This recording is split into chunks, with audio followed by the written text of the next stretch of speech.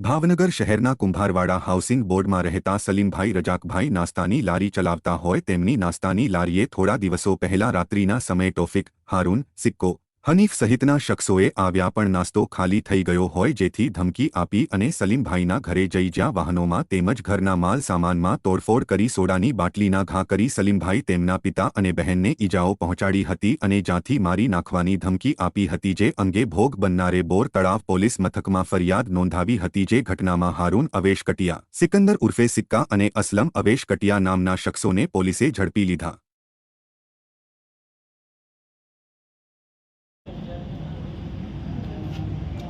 cross માંગતું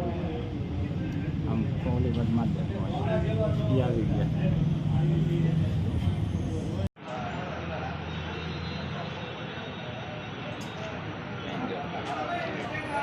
અંદર angle માર દે સારી